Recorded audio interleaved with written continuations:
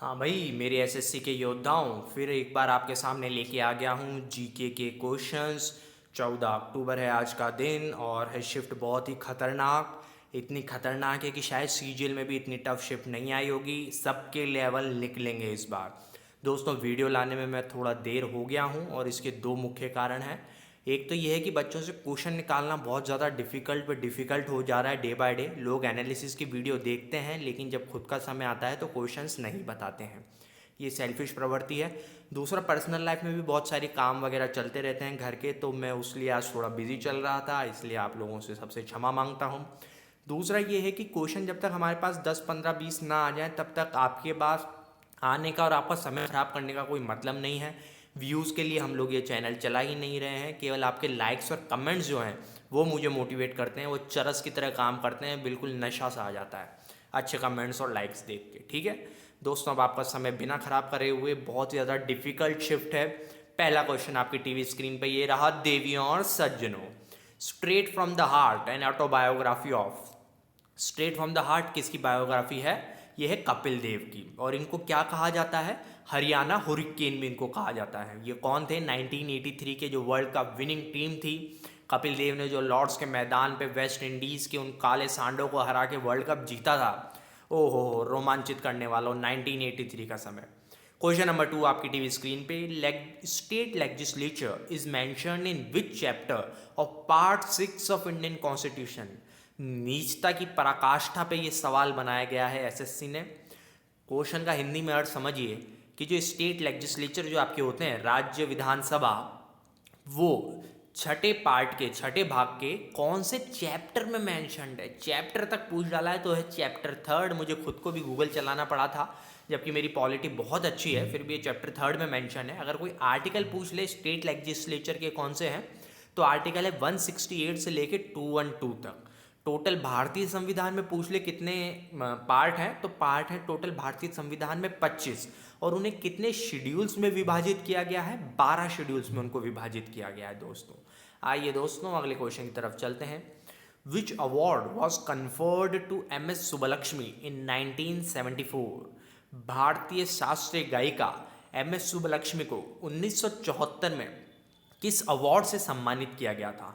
तो दोस्तों, ये जब हम लोग एक्स्ट्रा फैक्ट डिस्कस करते हैं तो उसमें कई बार डिस्कस किया गया है।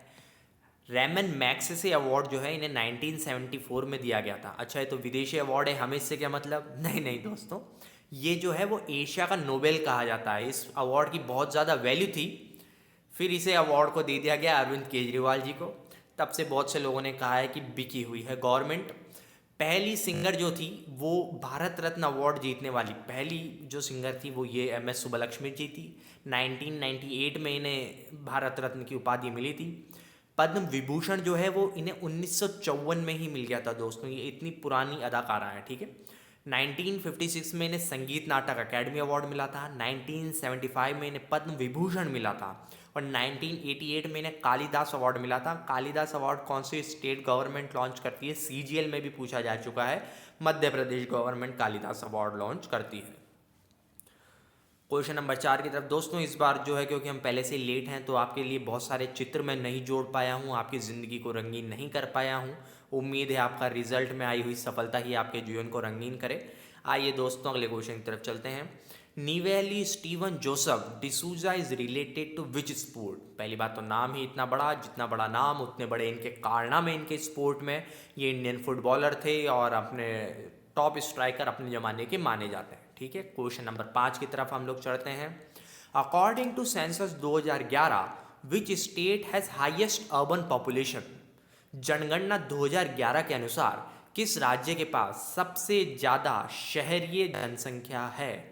ध्यान रखें, टोटल जनसंख्या की बात हो रही है, परसेंटेज की बात नहीं हो रही है। महाराष्ट्र इसका करेक्ट आंसर है। अगर परसेंटेज की बात हो रही होती तो गोवा, और मेरे गोवा के नौजवानों 62.2% जो है वो यहाँ पे शहरी आबादी है। ठीक है, मोस्ट लिटरेट डिस्ट्रिक्ट, इस पे लोग आप बोल रहे हैं, क्वेश्चन पूछा गया था कि इंडिया में सबसे लिटरेट डिस्ट्रिक्ट कौन सा है, तो ये शेरचिप डिस्ट्रिक्ट जो है मिजोरम का। मैं इस क्वेश्चन के लिए श्योर नहीं हूँ, लोग कह रहे हैं कि ये इस क्वेश्चन पूछा गया था। तो शेरचिप डिस्ट्रिक्ट मिजोरम का जो है वो सबसे लिटरेट डिस्ट्रिक्ट है। दोस्तों अगर आपको लग रहा है कि इससे आपको कुछ फ़ायदा हो रहा है तो प्लीज़ वीडियो को लाइक करें, चैनल को सब्सक्राइब करें। Which of the following dance style is inscribed on the gopuram of the Chidambaram temple? Chidambaram मंदिर का जो गोपुरम होता है उस पर कौन से नृत्य की मुद्राओं को उकेरा गया है? कौन से नृत्य की मुद्राओं को उकेरा गया है? भरतनाट्यम को। चिदम्बरम टेम्पल है कहाँ पे? तमिलनाडु में। ये चिदम्बरम कहाँ है? एक्चुअली जो हमारे पुराने गृह मंत्री रह चुके हैं चिदम्बरम जी, वो राज परिवार से आते हैं और इनका जहाँ पे शासन हुआ करता था, कहा जाता है कि वो चिदम्बरम वो ही वाला एरिया है, ठीक है, तमिलनाडु का। पी चिदम्बरम जिनको कहा जाता है, ठीक है। यहाँ पे ही फेमस नटराज टेम्पल भी है जिसके ऊपर अभी एमटीएस की प्रीवियस शिफ्ट्स में क्वेश्चन आया है, ठीक है। क्वेश्चन नंबर 7 की तरफ चलते हैं।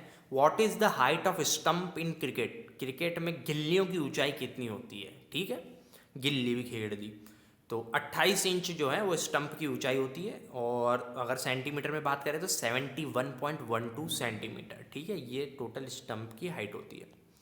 और रोहित शर्मा जी तो हमारे फेमस ही हैं स्टंप में बहुत ज़्यादा अच्छी गालियों का प्रयोग करने में।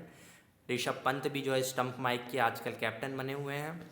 Which festival is celebrated on the 5th day of Diwali? Diwali के 5वें दिन मतलब जो है वो कौन सा त्यौहार मनाया जाता है? अब इसमें समझने की बात यह है कि दिवाली 5 दिन का त्यौहार है, जो कि पहले दिन जो है उससे चालू होकर के 5वें दिन, तो ये जो 5वां दिन कौन सा आता है वो क्या कहलाता है? भाई दूज कहलाता है, जिसको हम लोग बड़ी दिवाली कहते हैं। और दिवाली त्यौहार के तीसरे दिन का त्यौहार है, ठीक है दोस्तों। 5वें दिन होती है भाई दूज और उस दिन हमारी जेब हो जाती है खाली, सभी बहनें ले जाती हैं हमसे पैसे। What award was conferred on Pandit Vishwa Mohan Bhatt in 1993-94?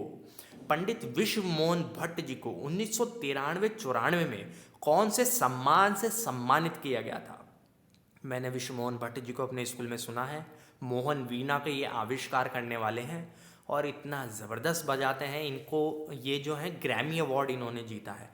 Grammy award संगीत की दुनिया का बहुत बड़ा अवार्ड होता है और ये वेस्ट द्वारा दिया जाता है, जिसमें जनरली जो हमारे पुअर कंट्रीज़ होती हैं, एशियन, अफ्रीकन, इनको तो डिस्कार्ड ही कर दिया जाता है। लेकिन फिर भी उस बायस को हटा के ये 3rd इंडियन बने थे ग्रैमी अवार्ड जीतने वाले, जिसमें इन्हें 93-94 में मिला था। मैंने दूसरी बार विश्व मोहन भट्ट जी को 8th क्लास में सुना था, तब मैंने उनसे रिक्वेस्ट करी थी कि मीटिंग बाय द रिवर जो है आप वो बजाएं। तो उन्होंने क्योंकि मैं छोटा ही था तो मेरी उसको रिक्वेस्ट को स्वीकार करते हुए मीटिंग बाय द रिवर इनकी वो धुन है जिस पे इनको ग्रैमी मिला था, उसके कुछ झलकियाँ हम लोगों को सुनाई थी, बहुत ही गजब। 2002 में इन्हें पद्मश्री मिला है, 2017 में इन्हें पद्म विभूषण मिला है, ठीक है। तो आप बोलेंगे ये तीसरे इंडियन है, तो पहले इंडियन कौन थे जिन्हें ग्रैमी अवार्ड मिला है? तो वो है पंडित रविशंकर जी। इन्हें मिला था 1968 में। और कौन सी म्यूजिक एल्बम के लिए मिला था? West meets the east. अगर आप लोग भी सितार में मज़ा आता है आपको सुनने में, तो ये एल्बम जो है ये यूट्यूब पे अवेलेबल है, आपको देखना चाहिए कि भारतीय संगीत की ऊंचाई कितनी बुलंदियों पर है, ठीक है दोस्तों। Question number 10।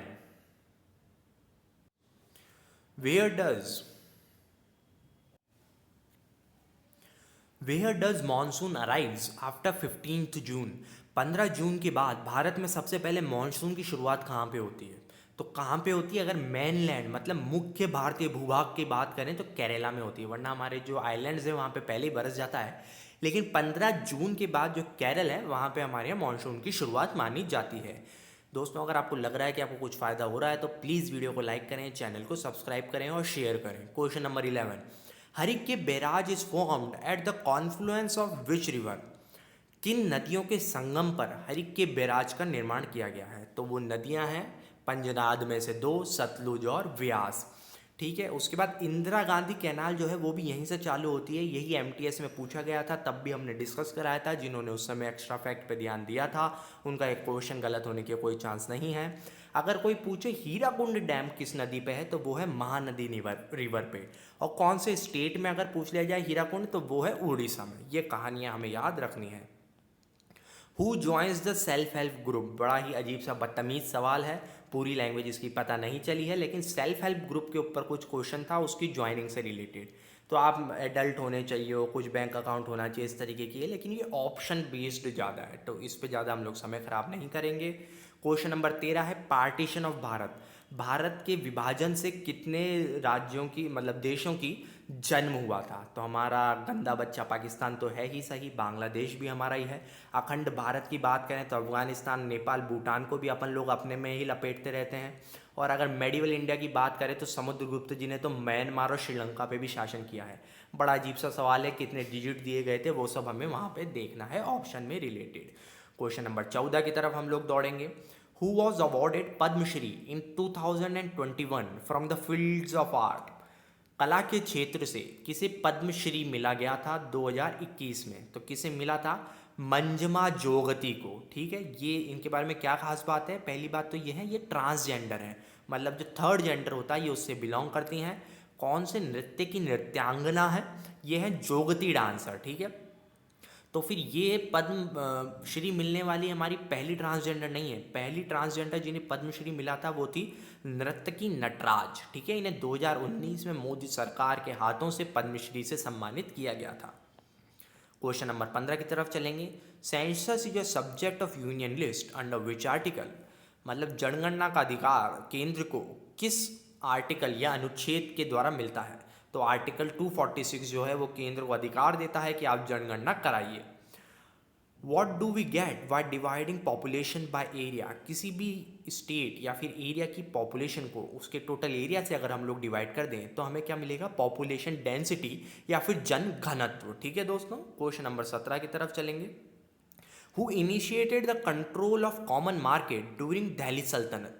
दिल्ली सल्तनत या फिर गुलाम वंश के समय किसने कॉमन मतलब लोग जो मंडी में सामान खरीद फरोख्त करते थे उस पर भी नियंत्रण करने की कोशिश करी थी कि कोई सामान महंगा ना बिके?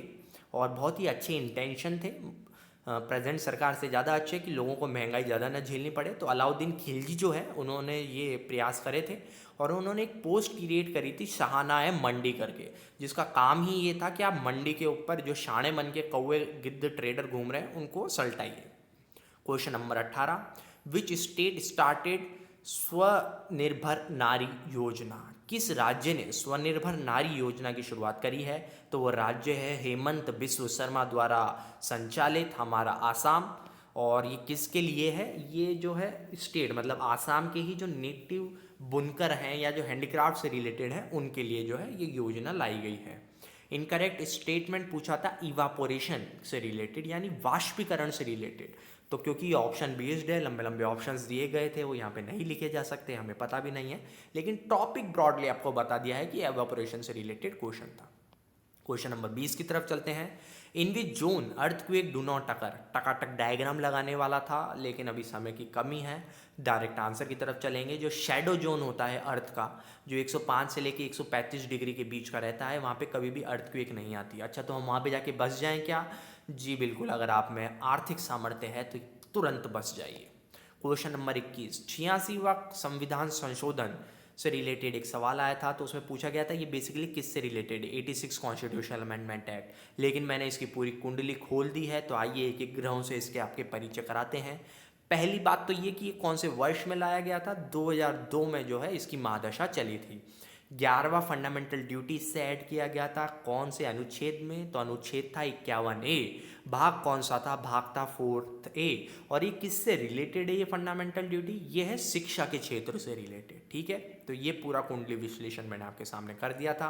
क्वेश्चन नंबर 22 की तरफ चलेंगे। Quantity of iodine added in fat and oil is measured इन।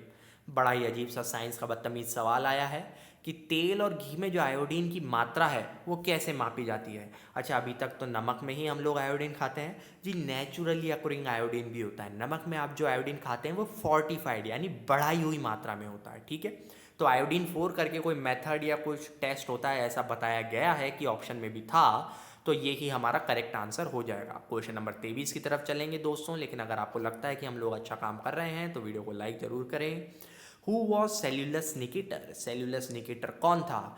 ये वही व्यक्ति था जिसने मौर्य साम्राज्य से दोस्ती करने के लिए अपनी बेटी का विवाह चंद्रगुप्त मौर्य से करा था, जिनकी बेटी का नाम था हेलेना। और चंद्रगुप्त मौर्य की एक फॉरेनर वाइफ थी उस जमाने में।